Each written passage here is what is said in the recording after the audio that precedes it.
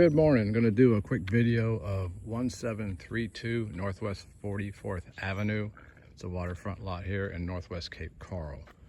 We're going to put it on the market. So I'm going to walk through it real quick, just give you an overview, and then we'll go from there. If anybody has any questions, I'll leave my number here so you can call me. All right, this is starting at the beginning when you come in. It's at the end of a cul-de-sac. It's at the end of Gulf Stream, and you go to the very end on the Spreader Canal where it goes into the Spreader. You turn right and go to the end of the street off 44th Avenue. So this is the view as you're driving up. I'm going to pan around real quick and go through the front part of it.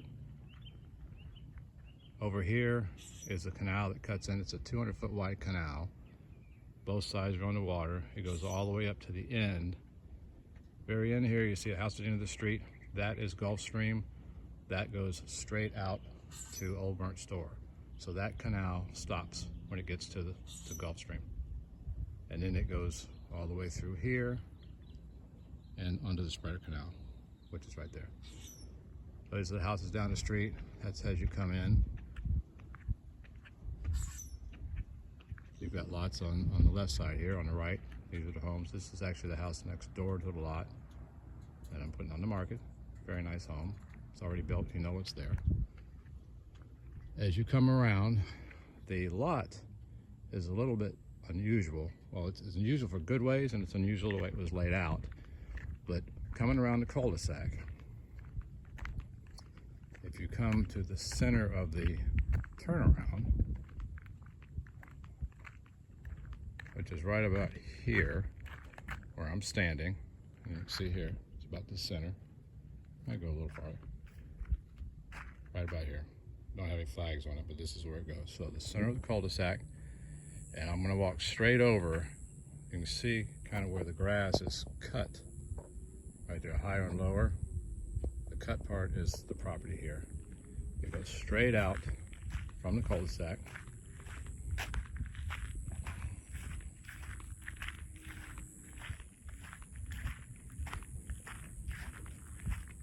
Down to here. And right there you see the seawall. This property does have a seawall on it. It's a little higher to the right. That's the new one that they just put in for the neighbor over here. What I'm going to do with it, or had plans to do, is on top of our seawall is brick it or paver it and have the dock come flush with the seawall. So it'd be about the height as that. This is the Spreader Canal. This goes straight out to the bay, the Gulf of Mexico, with no bridges, nothing. And there's 50, 60-foot boats out here. They go through this. What makes it, one of the things that makes it unique is everything over there that you're seeing, even when we get around to the back, and that's the back where the canal turns, is nature preserve. It will never be built on, nothing will change. It's mostly mangroves, but you do see there's some palms in there, some pines in there, a few things. But that's a buffer and a natural preserve. On this side, when you go out, this actually is facing the west, so the house will have elevation front east, the rear west, which you get beautiful sunset views that way. And you get the sunset, the sunrise, I should say, coming up on the front. And basically when either one of them, you'll see it down the canal. And when the moon comes up, it's really cool too, because you see it shining down the canal as it comes up. Anyway, this length right here of this seawall, from where I'm standing right on it now, is 185 feet. And you do own the property in this cul-de-sac all right here. I planted those coconut palms. I had a few of them down the Keys that fell off, started growing, so I brought them up here and planted them. They'll be cool when they take off. I'm gonna walk down here and kind of show you the length of it. And then I'll get into, I think, what's the biggest plus on this lot when I turn the corner and go back to the other corner point. So here I am walking down.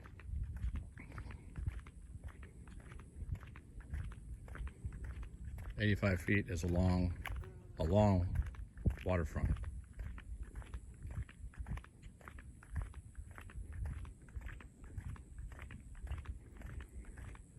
And you can probably tell by how fast I'm walking, but every time I pass these sections of concrete in the seawall.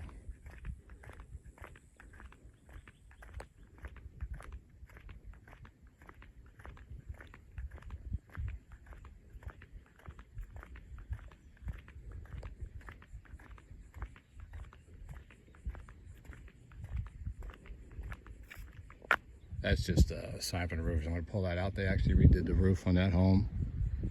And I guess they put the sign here because they were getting boat traffic looking at their sign. So this is the end of the 180-foot side. And that's what it looks like looking back. As you turn here, you've got the spreader. This is where it makes the turn. And here, straight out that direction, it will take you right on out to the Gulf. This side is 65 feet. So with that said, you have a total of 250 feet of water frontage.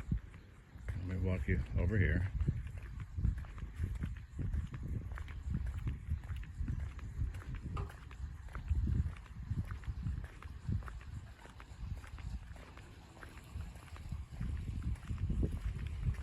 This is the property line right here. It's actually that pin right there. So I'm going to stand right here with it. This is the neighbor's yard. There's their dock, and I'm going to tell you about the dock here in a minute. But if you can see over there, that little viewpoint up top, that's the next door neighbor to this neighbor here. So if you see the fence right there, he's got some plywood up against it. That's the far side of this lot for this house right here, the one with the boat. That's an 80-foot lot. That's your standard lots all over the spreader.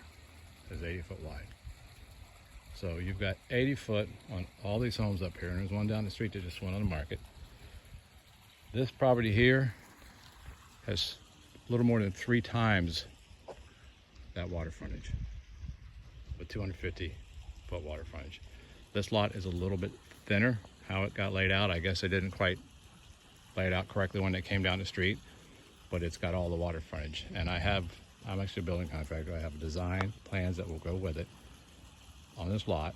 That's the same square footage as just about every house out here. It is a house that's built like in Miami and in the Keys, so it's all concrete, and it is basically hurricane proof. If you have the right windows in it, which it will have, it's not going anywhere when a hurricane comes by. We've lived in houses down there that have been through all of them, and they were fine. So anyway, what makes this thing extremely unique is because of the water frontage you have. You can actually put in 4,000 square feet of dock, which is insane. That is a unbelievable sized dock. That actually came through as one of the foremost guys that build docks out here, companies that build docks. I talked to them, they came out and they wrote it up, looked at it. I've got a sketch for it. That can go with them as well, if someone wants the property. And the dock I put in was just about 2,000, I want to say 300, which I'll walk through real quick and show you how big that is. But what I'm doing on this side with it is, you see he's got, that's 5 foot. That's a 5-foot dock. Now when you come here, the code is when you're at the property line, you have to be 12 feet off the property line. You can't go any farther out than 5 foot. You can go all the way to the line, but you can't go any farther out than 5 foot. So from this side of the wall, seawall, the west side, I'm going completely 5 foot all the way across. All the way across here.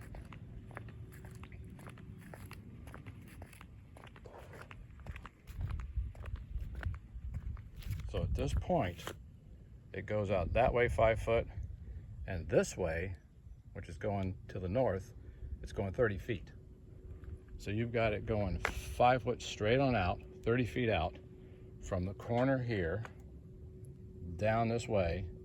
I'm going about 15 feet or so before I start the boat slip. So you've got 15 feet, plus the 5 feet on the other side, 20 feet of a big deck. So it basically is 20 by 30. You can put a tiki on it, you can cut a nice hole in the middle of it and fish out of it, or whatever you want to do. Somebody's cut the yard, so you can see a little grass out here. But that's what that does. And then you start the boat slip here. I have the plans for a 40-foot boat slip with a 20,000 pound lift. So that's going to lift, I mean, if you go fast, 36 foot go fast, 40 foot fishing boat, whatever, that'll lift that boat fine. That's why I had that put in there. That comes down, and then when it gets to the end of its point, the dock coming from the backside of that is going to be 10 feet, not 5, 10 feet, so double the width, and it will go all the way down here. It goes out 10 feet and continues all the way down this side. So this will be all 10-foot dock off of here, going this direction. Now again, you get to this end, and you have to be 5 foot from the property line, which is where you see that higher seawall. So I'm getting pretty close now. I'm 12 foot, I'm sorry, it was 12, not 10. So just say, hypothetically, you're right here. So what here I was gonna do is, when the dock comes out this way, you can either 90 it and go 5 feet out to the property line, or you could angle it in if you wanted to and go 5 foot. So I wanted to 90 it. So that's pretty much everything on here. Again, set of plans, dock drawings, very unique lot, and that's what makes it extremely unique, is what you can do with a dock that you're going to have a hard time finding anything else around in the vicinity that's got a dock like that. If someone wanted to take this and just really make it something fancy, or you can just go with a 5 foot dock all the way around if you want to. You still got the water frontage. It just won't be a big crazy dock. Anyway, that's it. Can't think of anything else right now. Great location. Oh, 7 Islands. If you're looking at Cape Coral at all, I know you've heard about 7 Islands. You go straight out here, go over to Old Burnt Store, and where they start, you're about a half a mile. So you can literally ride your bike there.